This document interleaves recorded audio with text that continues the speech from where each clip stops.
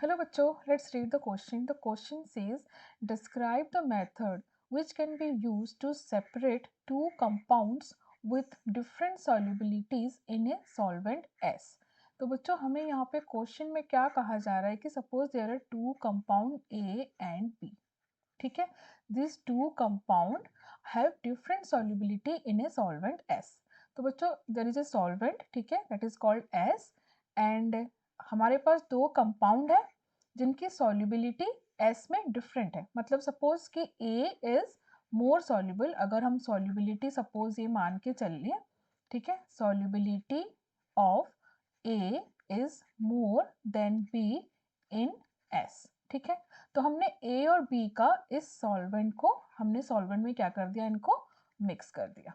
ठीक है, A और B कंपाउंड को हमने सॉल्वेंट में मिक्स कर दिया and we form a hot saturated solution.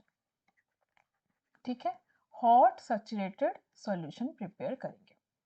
ठीक है, suppose this two compound are mixed in the solvent और हमने एक हॉट सैचुरेटेड सॉल्यूशन बना लिया. ठीक है, now when this hot saturated solution will be allowed to cool down. जब ये hot saturated solution will allowed to cool down slowly. ठीक है, स्लोली जब हम इसको कूल डाउन करेंगे, ठीक है, this is allowed to cool down, तो क्या होगा बच्चों, क्रिस्टलाइजेशन होता है. ठीक है, कूल डाउन करेंगे तो क्या होगा, यहाँ पे क्रिस्टलाइजेशन होगा. ठीक है, क्रिस्टलाइजेशन होगा क्योंकि आपने क्या लिया है, हॉट सैचुरेटेड सॉल्यूशन लिया है. मतलब हॉट कंडीशन में द सॉल्यूशन इज सैचुरेटेड. इसका मतलब क्या होता है, जब टेम्परेचर इंक्रीज होता है तो सॉल्युबिलिटी इंक्रीज होता है.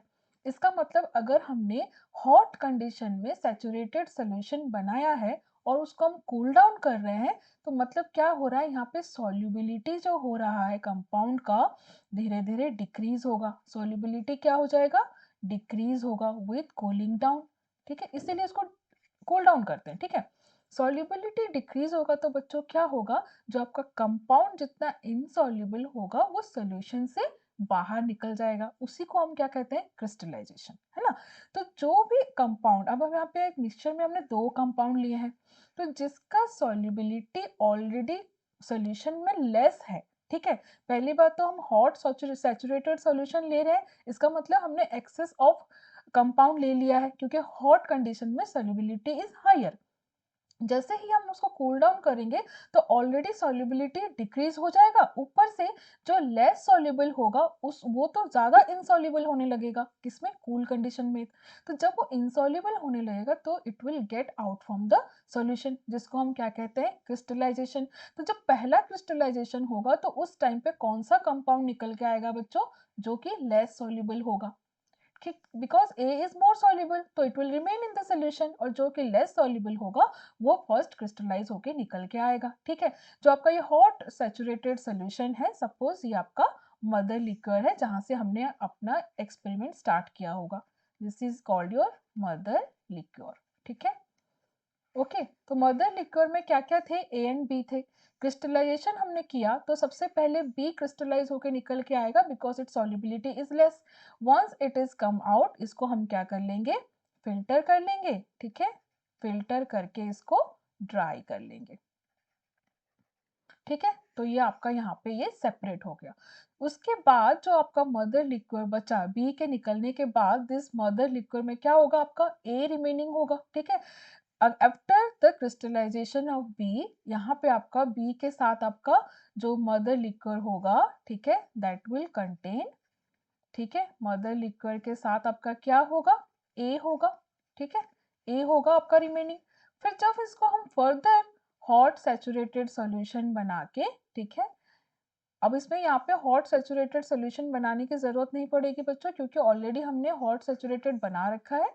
अगर हम इसको फर्दर, ठीक है, अगर हम इस मदर लिक्विड को फर्दर हीट करके, सिंपली हीट करेंगे एंड देन कूल डाउन करेंगे, ठीक है, जब हम इसको हीट करके कूल डाउन करेंगे, मतलब यहाँ पे हम क्या कर रहे हैं, जो सॉल्वेंट है उसका अमाउंट को डिक्रीज कर रहे हैं, क्योंकि हम यहाँ पे ऐड तो और कर ही नहीं रहे हैं सब्सटेंस कि ताकि उसका क्रिस्टलाइजेशन हो सके, कि हम इसमें ए जो सॉल्युबल फॉर्म में है उसका अमाउंट चेंज नहीं कर रहे हैं, तो हम यहाँ पे क्या करेंगे, सॉल्वेंट का अमाउंट को डिक्रीज करेंगे, solvent amount will be decreased. ठीक है, सॉल्वेंट के अमाउंट को हम डिक्रीज करेंगे, तो बच्चों सॉल्वेंट का जब अमाउंट आप डिक्रीज करेंगे, क्यों, जब वो कब होगा, जब वो आपका हीट होगा। ठीक है, तो यहाँ पे हम कूल डाउन हटा देते हैं, सबसे पहले हम यहाँ पे हीट करेंगे।